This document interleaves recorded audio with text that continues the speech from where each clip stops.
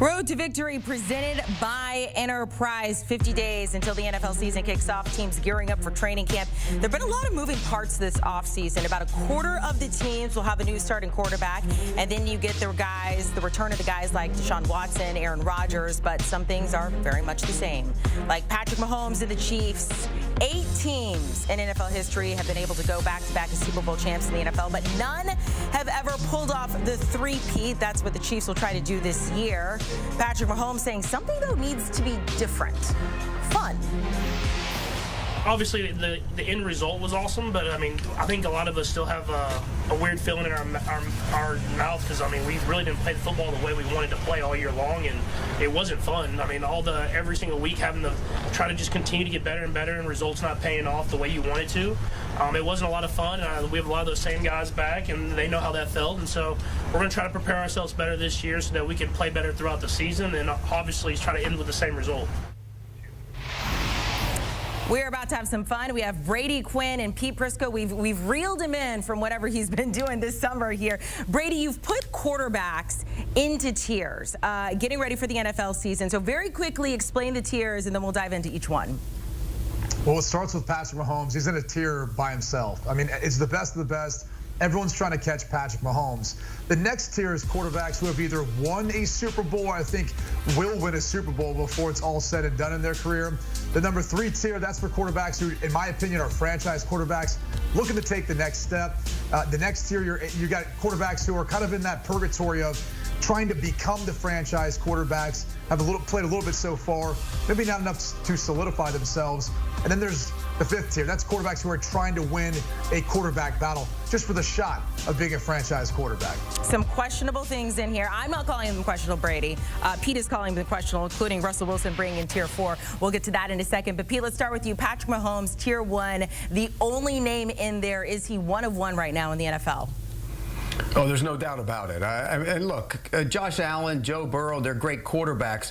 Lamar Jackson, MVPs, but nobody is in the same stratosphere as Patrick Mahomes right now. He is truly special, and what he's doing, if he continues to play the way he did, and he wasn't great last year. You heard him in those comments. They did not play well last year offensively. If there was a year to get them, it was last year. If he continues to improve and those speed wide receivers help him this year, they can win it again. 3 in a row would put him in the conversation as the all-time greatest football player ever. When I look at their team too, Pete, I think you have to listen to the words they said last year. It was frustrating. It was tough. A lot of guys back. There's also 2 new additions to the team that I think are going to show out. That's Hollywood Brown, Xavier Worthy, who they got in the first round of the draft. They've got speed again, Pete, and you know what that means. Big plays, vertical routes. When things break down, we now get that version of Patrick Mahomes we saw earlier in his career, back when he had Tyreek Hill, with the big plays down the field. So I can't wait to watch what this offense is going to look like heading into this season because of all the speed they have back around Patrick Mahomes again.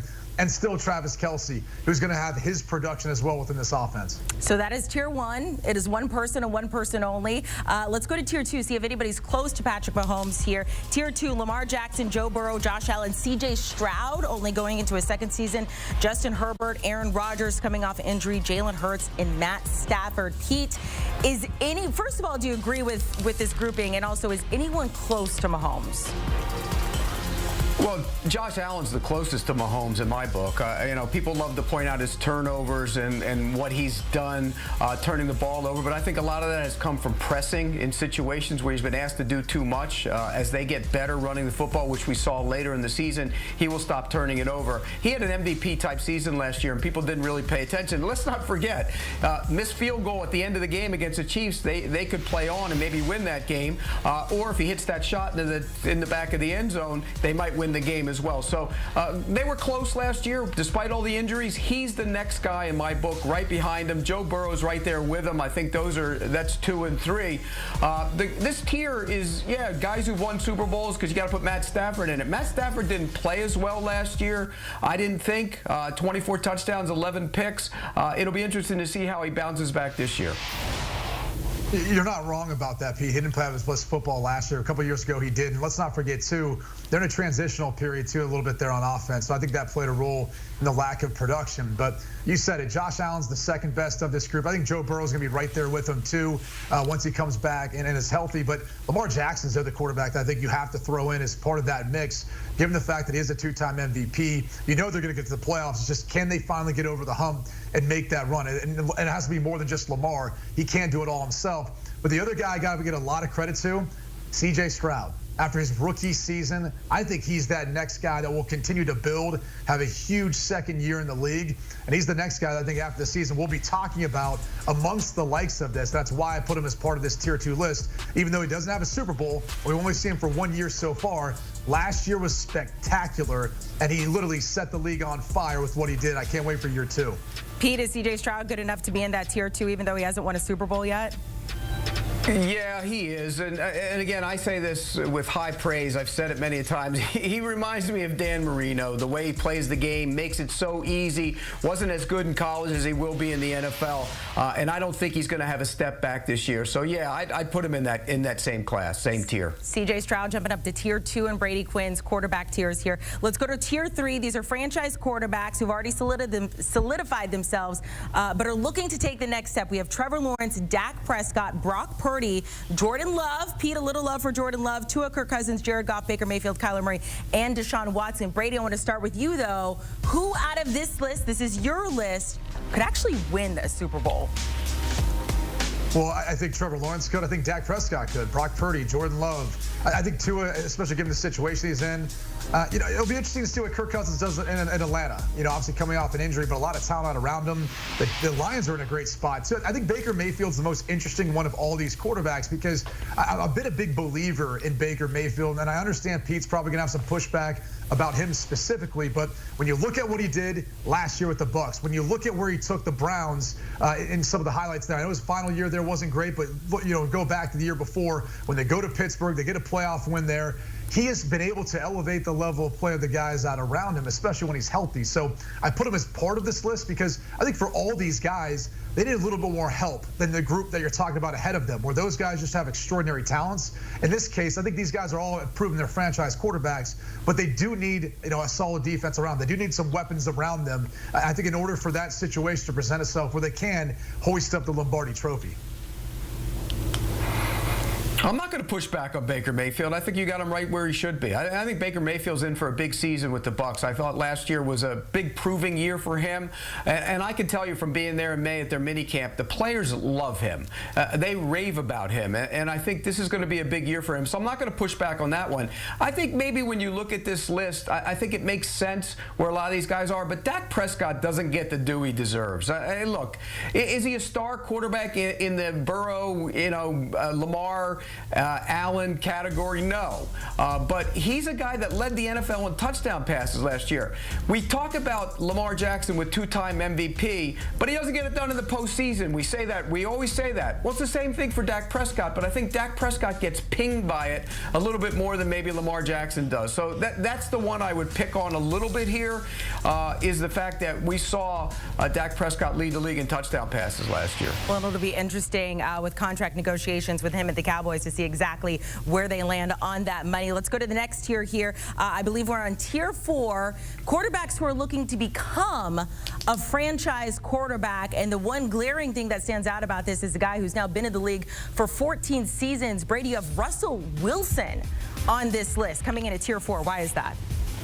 Well, that's his current situation. I look at a guy like Derek Carr, too. He's played a lot of good football in his career. He's been there a while. Geno Smith has had a resurgence there in Seattle. But the reality is, Russell Wilson will get the first crack at it in Pittsburgh, but they brought in Justin Fields, too, for a reason. And you kind of wonder how long of a leash will he have there with Arthur Smith as the play caller, depending on how things go, because things didn't work out in Denver. So, look, he's won a Super Bowl. He's been to 2. I think he's in for a big year. I personally feel like after this year, we'll see the older version of Russell Wilson and the success that we saw during his time in Seattle. Or even last year, he had flashes of playing some good football for Denver. So I'm more of a believer in it, but I also have to be realistic about where Russell's at right now at this point in time in his career. You got to let it go, Brady. I know you were around him at some point in your career, but you got to let that go. I think he should be in Tier 5. He's competing for a job. He doesn't have that job locked up. There's a lot of reports coming out of Pittsburgh that Fields has played really well, and they're impressed with him, and I think it's a quarterback competition. I think Russell Wilson's best football is long behind him. We saw that in Denver, and I know Denver wasn't a great situation, but I think he's more in a guy who's competing for a job rather than a guy who's going to be a franchise quarterback again. Okay, so Pete agreeing. 14 years in the league. Russell Wilson shouldn't even be in Tier 4. He should be in Tier 5. Let's look at Tier 5. These guys who are trying to win the starting job. Pete, you said Russell Wilson should be in that mix. Guys like Daniel Jones, Aiden O'Connell, Gardner Minshew. Of course, the Broncos have yet to decide on the starting quarterback. Let me ask you this, Pete. So, and maybe Justin Fields should be in this list. According to you, out of this Tier 5, who could we see break out?